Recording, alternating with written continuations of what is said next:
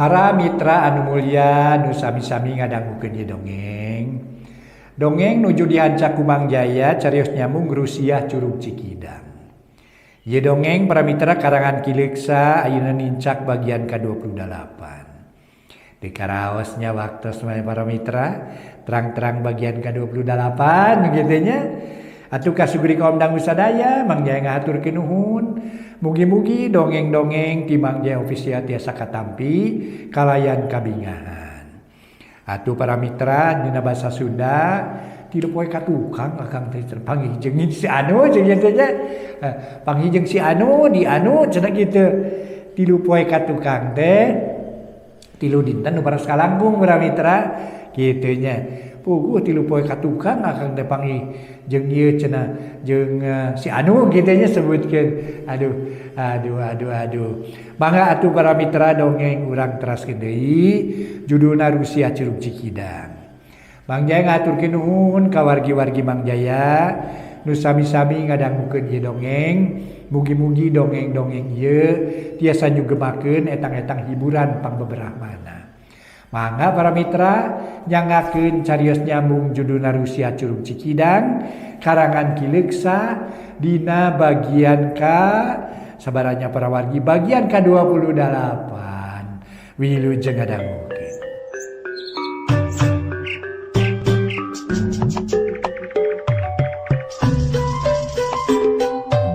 Para mitra kaum dangu, wilujeng tepang dangu deui sareng acara matuh dongeng enteng. Mang Jaya sapara kanca bade neraskeun hanca dongeng nu katunda carios nyambung judulna nyaeta Rusiah Curug Cikidang. Ayeuna nincak bagian ke-28, bagian ke-28.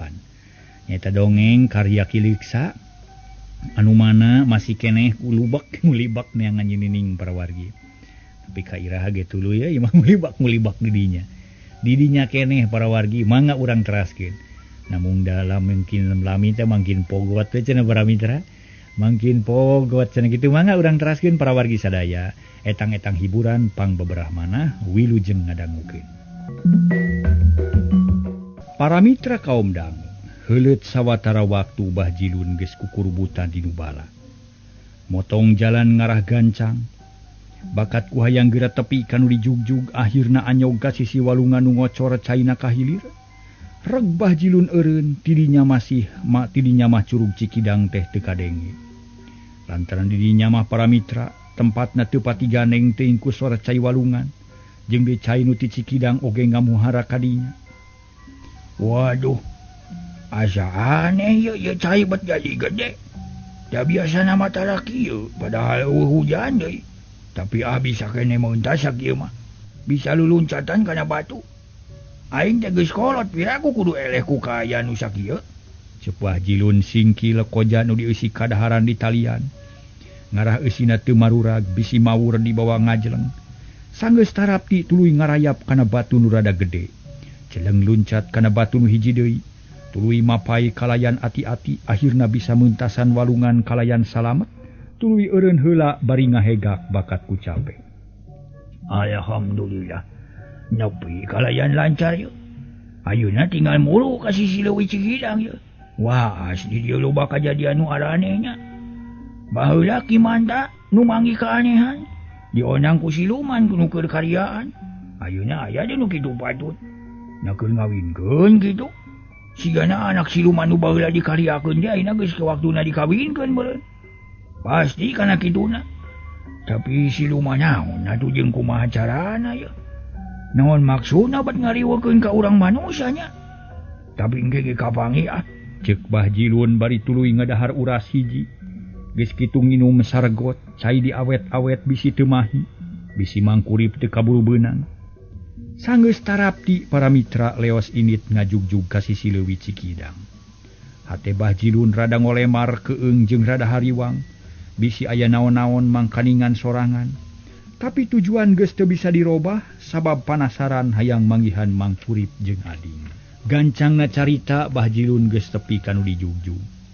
Barang jol ge karasa bulu pundukna muriding, sora cai nu ngaguruh matak ngageterkeun jantung. Cai leuwih nu ngaburial mata kukurayeun, bulu punduk pating puringkak kawas nu loba jurigan. Bah Jilun unur-unuran lantaran beki lila beki karasa keungna. Malah hatena pating seredet jeung sesebelakan. Beungeut asa pating sariak panas tiris, tungtungna teu wani neuteub cai dina leuwih, teu wani nempo cai nu nyurug buburialan. Leos init deui tuluy rarat-reret katongo susuganan aya laratan mangkurip, tapi teu aya nu matak mere harepan. Bah Jilun ampir beak harepan sabab di dinya mah teu aya naon-naon. Beuh, cilaka mun kaya kieu mah.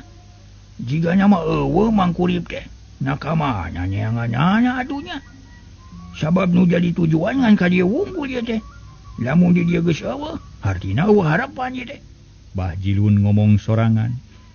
Tapi panon tuluy rarat-reret, ngabagi reret ka unggal tempat susuganan aya tapak mangkurip atawa aya bajuna. Atawa aya naon bae nu jadi pituduh, tapi tetep teu aya pisan lacakna. Akhirna Bah Jilun leumpang ningalkeun sisi leuwih, ceulina meuni geus asa torek asa pinuku sora cai nu ngaguru. Barang tepi ka hiji tempat di dinya aya tangka caringin tea, urut kapanggihna ading basa kamari. Reg Bah Jilun eureun tuluy rarat-reret nempoan kanu rada anggang, kakayon meuni rajeg jarangkung badag, areuy ngaguyun mata keung, pantesna teh matak betaheun orai sanca. Sakapeung aya bajing nu pating tereleng dina dahan kai, atawa aya manuk nu pating araclog macokan buah caringin. Tapi sorana teu kadenge, kasilep keneh ku sora cucurug anu ngaguru. Didinya ngan sarupa sora teh bakat ku tarik-tarikna sora curug, mata katorekan jeung mata lieur. Ari ret kabeulah kenca. Bah Jilun ngajenghok sabab dina taneuh nu rada lamping aya dua jalema ngajoprak jiga mayit. Baju baraseuh keneh ku cai ibun, yakin pisan nu hiji geus rada kolot, nu hiji deui ngora keneh. Bah Jilun ngalenyap hatena lantaran yakin eta teh ading jeung mangkurip nu can eling keneh urut ditampiling ku Arjuna. Alhamdulillah, geuning kapanggih laratanana ha? Nakunaon atuh make ti pating jaloprak itu? Bayang siang manggih kacilakaan. Lantaran make los-los ka dieu atuh ka tempat nu sakieu hara-haraeunana. Sakieu weritna, sakieu sangetna. Bah Jilun leumpang rusuh muru anu ngajoprak. Ngan edas leumpang asa ngujet. Ngejed beuleung lantaran hese kahalangan ku areuy raru jeung cucuk Garut. Tapi najan kitu teu burung bisa bubuhan hatena rada bungah da tujuan teu gaplah nu diteangan kapanggih. Sanggeus tepi kanu ngajoprak Bah Jilun ngarampat-tarang mangkurip. Karata tiis meuni nyecep gapri kana angen tetela keketegan keneh. Malah tina liang irung karasa aya hawa. Wah, nyawaan keneh ieu mah lain maot, kapiuhan atawa sare meureun. Tapi kunaon atuh los-los ka dieu nya? Meni taya kahariwang, untung teu dileg-leg ku orai sanca. Aya-aya wae pikiraneun teh. Cek Bah Jilun bari tuluy mariksa ading. Diteuteup heula para mitra rada lila.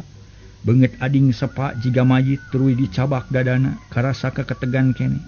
Ngan sakujur awak meuni tiis jeung baraseuh ku ibun, bajurang sakti kakarait meureun. Kumaha nulunganana atunya? Bawa kanu lega atawa hudangkeun kitu. Dipayang moal bisa sakaligus da berat. Jeung jalana rumpil ongko. Ari ditungguan di dieu keung deui bisin kaburu aya sasatoan nu garala. Kudu kumahanya jadi bingung ya. Bah Jilun samar pola. Gap kana dada mangkurip, gap kana dada tarang ading, rut ret ciga nu bingung pisan. Sedengkeun nu ngagoler can eling-eling, duanana jiga nu sare tibra. Teu inget kana naon-naon lantaran panampiling ti Arjuna ka cidarongkahna. Lain lawaneun jalma sabongbrong, ari Bah Jilun tuluy mikir neangan akal anu hade, sangkan bisa nulungan mangkurip. Lila-lila manggih akal. Tuluy suku mangkurip dipencetan, dipapai kabeh, malah akhirna mah leungeun oge dipencetan. Tungtungna berai mangkurip beunta, ngulisik siga nu lilir tina sare ngan lelembutan can kumpul kabeh. Barang rek hudang cangkeng karasa ngajenghak atuh meuni muringis. Aduh nyeri ya. Mangkurip nyengir tuluy peureum siga nu ripuh. Ngan bae matak bungah pikeun Bah Jilun maparamitra. Sabab yakin yen mangkurip teh hirup keneh ngan meunang ka nyeri nu pohara. Sing sabar mang, keun ulah salempang da aya abah. Sok urang tulungan ku abah. Susuganan aya milik atuh. cek Bahjilun bari ngusapan suku Mangkurip. Dipencet lebah cecekolanana berai Mangkurip beunta. Tuluy neuteub ka Bahjilun kana sora geus apal, ngan pikiran can teteg tapi lila-lila mah apaleun pok nyarita lalauna. Aduh, aya di mana kuring teh? Nah, jika Bahjilun nya bener. Abah ieu teh. Mangkurip aya di leuweung, sok geura hudang atuh. Ulah kamalinaan teuing istighfar mang.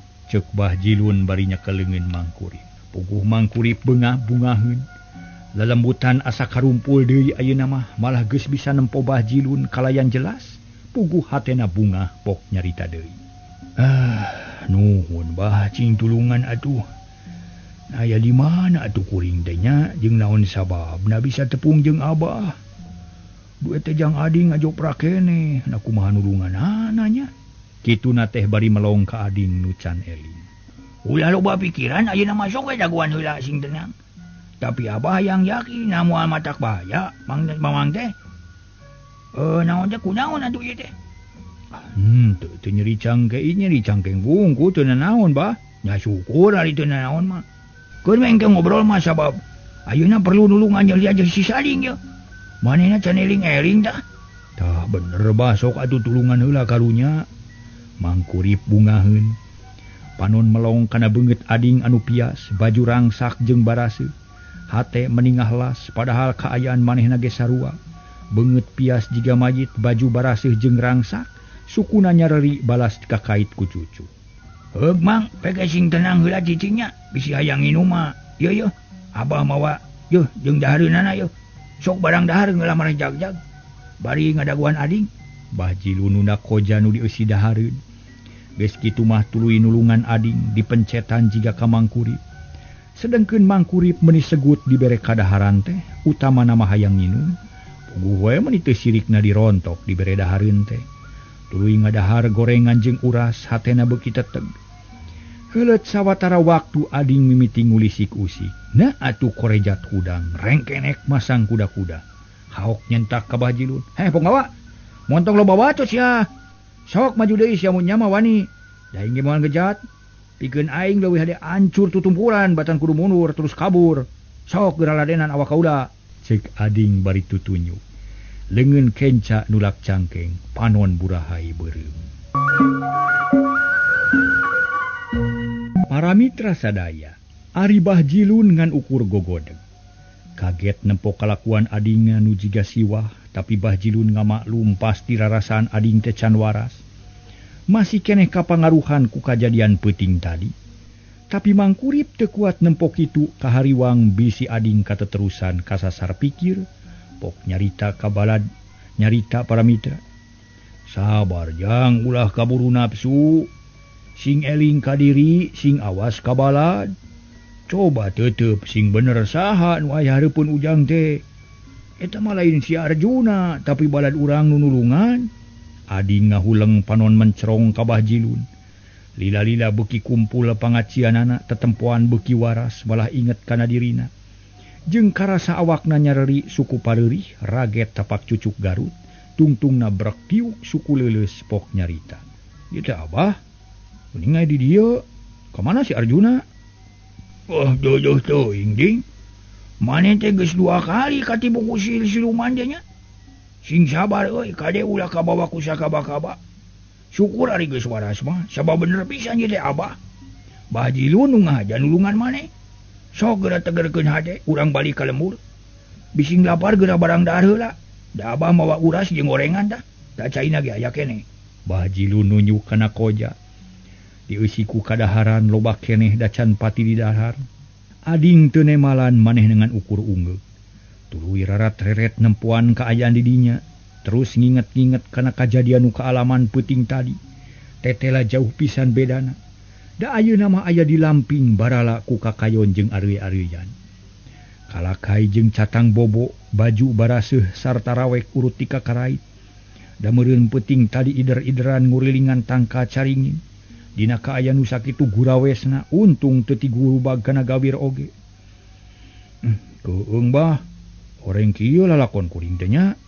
Kumaha atuh ayeuna ye kuring lapar jeung sieun lah. Ading rada ngalengis. Tong leutik hate jang ading. Sok ninu meula sing siapa? Usian tak pujit ngarahaya tanaga. Mun geus bari saleumpang urang ilit. Ulah lila teuing cicing di dieu beusi bahaya. Keun wae ngobrol mah, urang dinu aman. Nya bah, kadikeun atuh urasna. Ading ngadeuketan ka Mang Kurip. Ku Mang Kurip dibere uras 2 jeung gorengan. Tuluy ku ading di dahar bangun segut can wa kaloba omong ayeuna mah. Sabab penting heula ngeusian pejit jeung ngarah aya tanaga. Sanggeus seubeuh barang dahar ading nangtung malah Mang Kurip geus bisa nangtung kalayan hampang. Awak asa jag-jag bah jilun bunga lantaran tujuan hasil. Baladna salamet. Kumaha mun balik karuat leumpang teu? Bah jilun nanya kituna teh bari nyorenang koja. Jag kuring mah bah kuat leumpang teuing jang ading mah sabab manehna tas tarung lila pisan. Nu mata kapayahna ge panglilana. Jag kuring lah. Sakalian leumpang mah kuat. Ieu urang baralik lah ulah cicing di dieu bisi ngaya oray. Cek ading. Oh bener.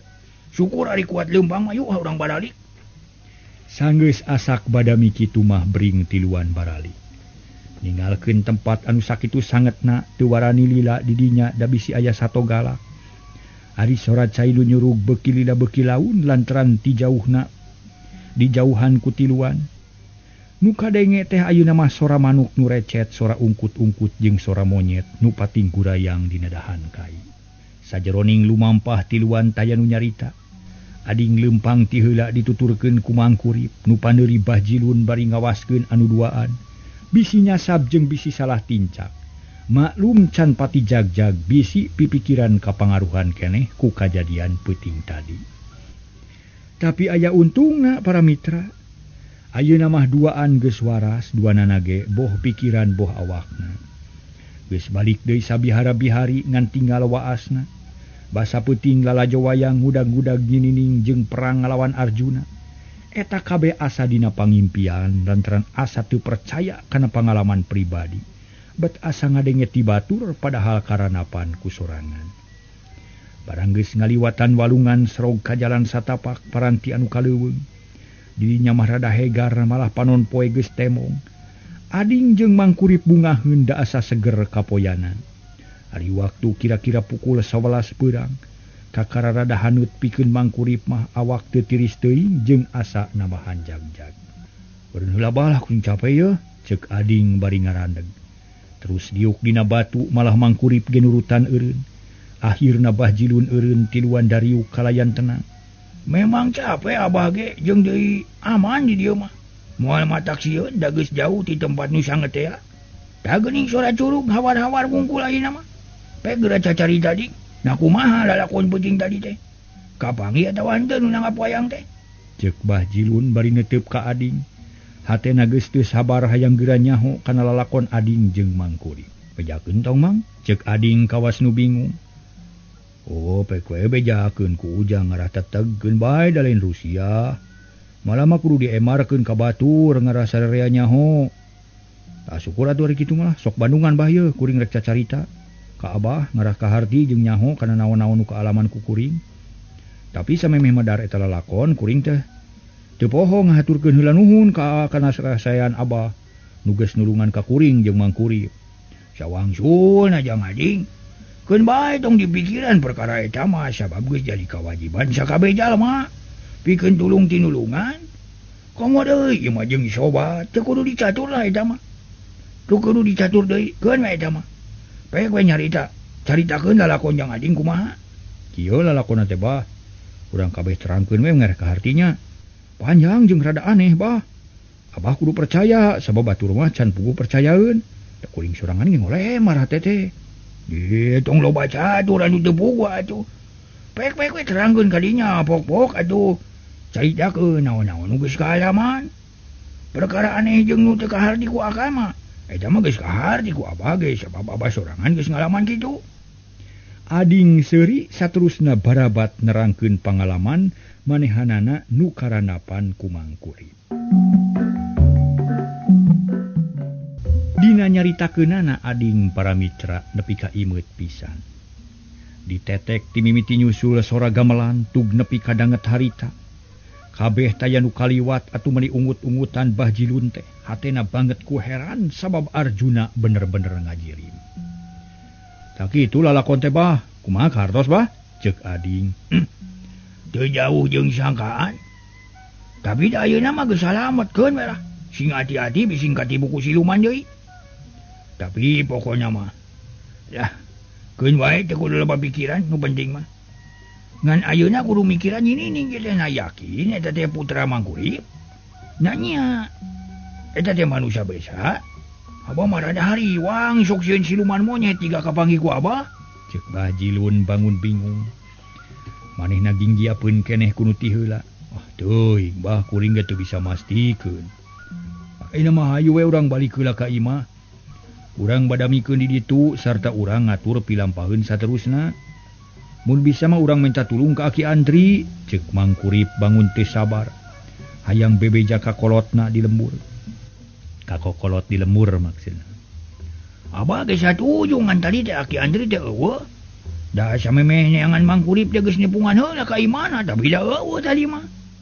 Bajilun nerangkeun lalampahanana. Ading panasaran sabab manehna ge ti kamari can tepung jeung Aki Andri ari ayeuna eueuh keneh bae. Kumaha kayan di lembur bah? Naon sababna abah bisa nyaho ka kuring anu cilaka?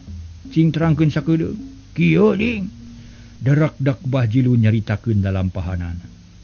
Tapi kabisa manggihan ading jeung Mangkurip nu duaan meuni unggut-unggutan. Oh, kitu.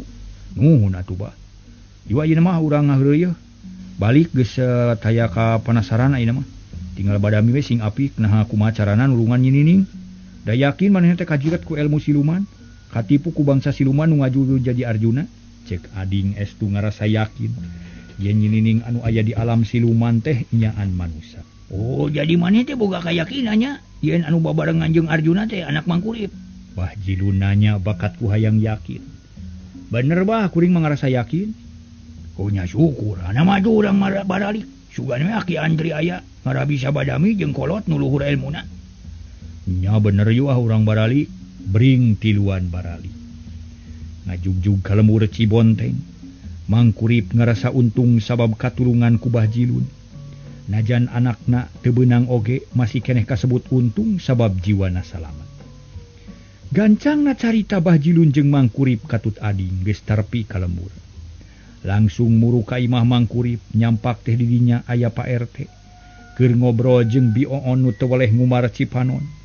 Ari jol tiluan Bioon curinghat malah Pak RT ngabageakeun bangun kaget. Bage abah kumaha salamet sadayana? Teu sangka horeng tebet aya kajadian kitunya. Kumaha bejana ari nyinining? Cek Pak RT bari neuteu. Nu tiluan canemalan ngan ukur arunggeuk bari seuri cungcong ngajak sasalaman. Asa sono tepung jeung Pak RT geus dariuk kalayan tenang kakara Bajilun ngamimitian nyarita. Alhamdulillah Mangkurip jeung Jang Ading salamet. Mang abi masrakeun ayeuna mah. Tugas abah geus hasil kalayan gampang. Ngan perkara nyinining mah abah ge teu nyaho. Yu urang tanggap lalakon Mangkurip tah nu tos nyaba jauh. Nuhun abah katampi pisan ari hasil nulungan Kang Kurip mah. Katut ading sakitu ge rada regreg hate kuring teh. Ngan ari si Nyai kumaha atuh Kang Kurip? Na aya laratanana atawa eueuh? Bioon neuteup ka salakina. Nu diteuteup rumenghap bangun bingung matak panasaran keur anu ngabandungan. Pok Pak RT milu nanya. Muhun mang na kumaha tuh nasibnya nining teh? Aya laratanana atawa henteu ye? Sawari kuring mah jeung Aki Andri geus yakin teu hasil. Teu manggih tapak-tapakna acan, kuring ge sapoe-sapeuting neangan atuh. Pak RT meuni tegas nyebutkeun teu hasil. Kieu perkara nyinining mah Pak RT. Disebut aya da eueuh, disebut eueuh da aya. Ari sabab ayana di alam siluman. Eueuhna di alam manusia, tapi yakin geus kapanggih ku kuring. Malah aya saksina ta Jang Ading. Tah ayeuna urang sakalian badamikeun kuring minta pandangan ti Pak RT jeung ti sarerea. Na kumaha hadena? Sabab nyinining teh ayan di alam siluman, yakin eta anak kuring.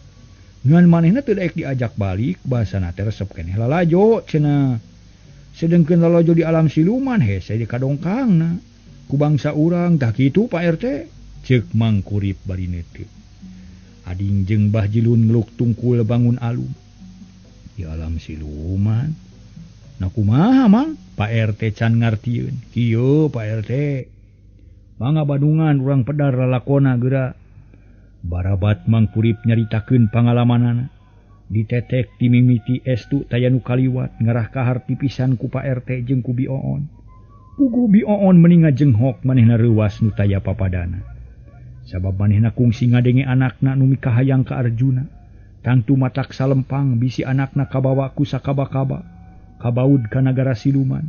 Harita keneh Cipanon murubut menijuuh geus teu bisa ditahan-tahan. Duh, Nyai geulis. Nah, atuh maneh teh meuni kabina-bina teuing. Piraku rek kabawaku ke siluman. Nah, bet nurut kana amanat kot teu nurut kana amanat kolot harianeun hidup mah.